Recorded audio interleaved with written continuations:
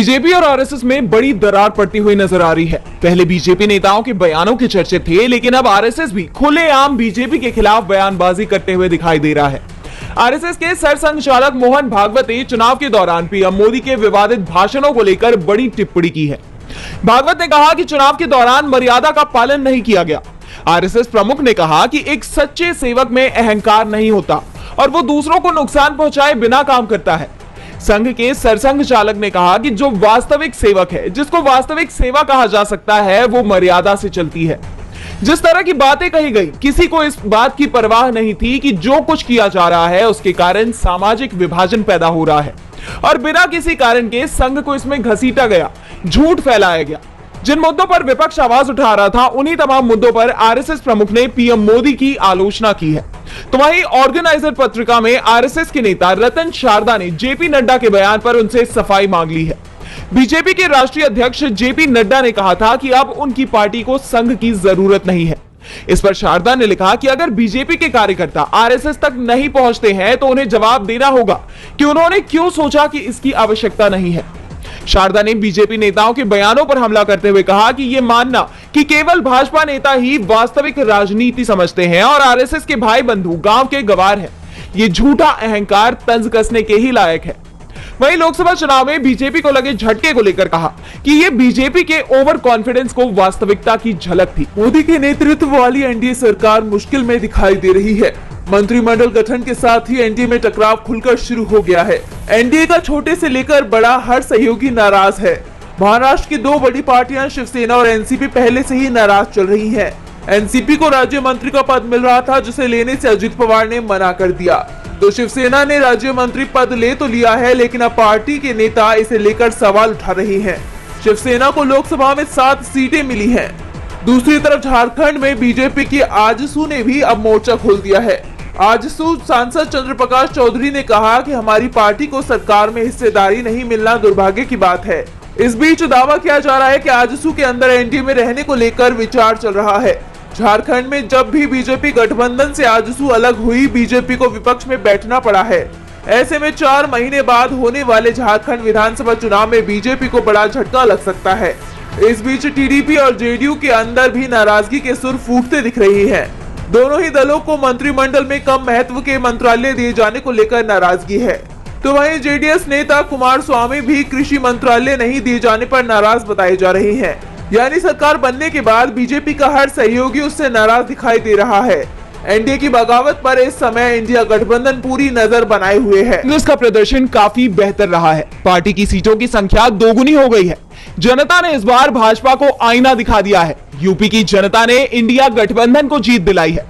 इसे लेकर कांग्रेस ने आज धन्यवाद यात्रा निकाली। इस यात्रा के जरिए राहुल गांधी ने अमेठी और रायबरेली की जनता से भावनात्मक रिश्ते को और मजबूत करने की कोशिश की है। इस दौरान रायबरेली में राहुल ने जनता को संबोधित करते हुए कहा कि 2024 के बाद से देश के पीएम नफरत की राजनीति करते हैं और उसका फायदा 2 से 3 अरबपतियों को पहुंचाते हैं। हमारी जिम्मेदारी है कि हमारे जो भी नेता हैं वो अहंकार का शिकार नहीं होंगे। मोदी कहते थे कि भगवान मुझे काम करने के लिए ऑर्डर देते हैं, लेकिन उनके कौन से भगवान हैं जो सिर्फ अरबपतियों के काम करते हैं। नफरत के बाजार में हमें मोहब्बत की दुकान खोलनी है। राहुल गांधी ने आगे कहा कि वाराणसी में अगर इस बार प्रियंका गांधी चुनाव लड़ जाती तो देश के प्रधानमंत्री 2 से 3 लाख वोटों से हार जाते। उन्होंने अग्निवीर योजना का जिक्र करते हुए कहा कि अब सदन में हमारी सेना बैठी है, हम विपक्ष में बैठकर ही इस योजना को रद्द कराने की कोशिश करेंगे। राहुल ने सभी कार्यकर्ताओं का आभार जताया और यह वादा भी किया कि रायबरेली में जो भी काम होगा वो अमेठी में भी होगा।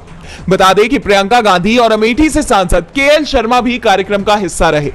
कहा जा रहा है कि 12 जून को राहुल गांधी वायनाड भी जा सकते हैं। भले ही लोकसभा चुनावों में इंडिया के पास सरकार बनाने के लिए पूर्ण बहुमत नहीं था, जिसका फायदा एनडीए को मिला और एनडीए की सरकार बन गई, लेकिन ये सरकार कब गिर जाए इसका कोई भरोसा नहीं है। इस बीच इंडिया गठबंधन मजबूत होता दिख रहा है। कांग्रेस को लगातार निर्दलीय सांसदों का समर्थन मिल रहा है। बता दें कि अब लद्दाख के निर्दलीय सांसद मोहम्मद हनीफा जान ने मंगलवार को कांग्रेस अध्यक्ष मल्लिकार्जुन खड़गे और राहुल गांधी से मुलाकात की, जिसकी तस्वीर कांग्रेस के ऑफिशियल एक्स हैंडल पर शेयर की गई। और इस तस्वीर से साफ है कि कांग्रेस को एक और दल का समर्थन मिल चुका है। बता दें कि इससे पहले पूर्णिया से निर्दलीय चुनाव लड़ने वाले पप्पू यादव ने सोमवार को मल्लिकार्जुन खड़गे से मुलाकात कर कांग्रेस को समर्थन देने का ऐलान किया था।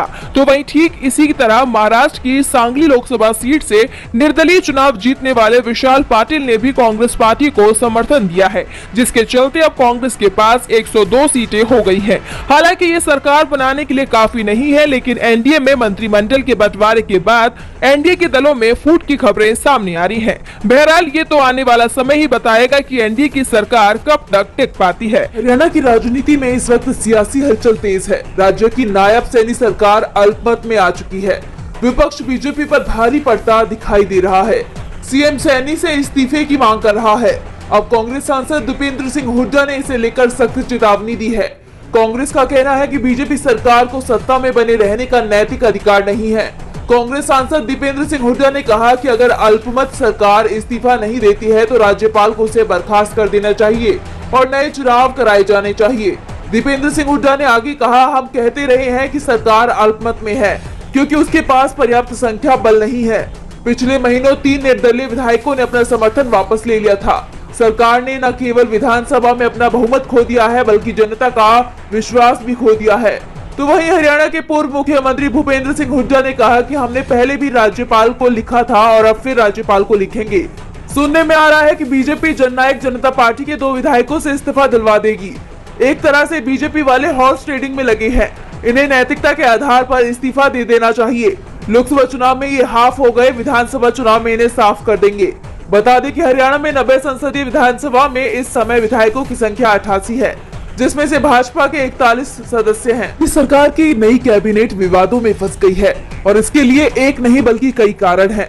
हाल ही में कैबिनेट में जीतन राम मांझी को शामिल करने को लेकर सवाल उठाए जा रहे थे, तो वहीं अब इसमें एक और नाम जुड़ गया है। ये नाम है नवनियुक्त स्टील मंत्री एचडी कुमारस्वामी का।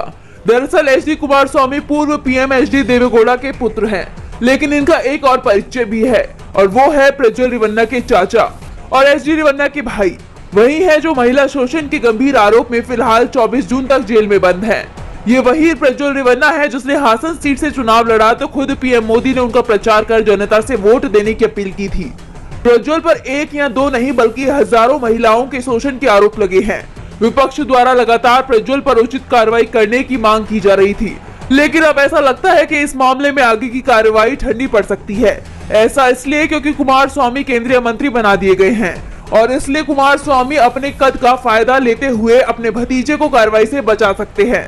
कुमारस्वामी को मंत्री बनाए जाने पर बीजेपी के निर्णय पर भी सवाल उठ रहे हैं कि आखिर महिला शोषण के आरोपी के रिश्तेदार को मंत्री बनाने के पीछे बीजेपी की मंशा क्या है? क्या बीजेपी महिला विरोधी है या फिर प्रज्वल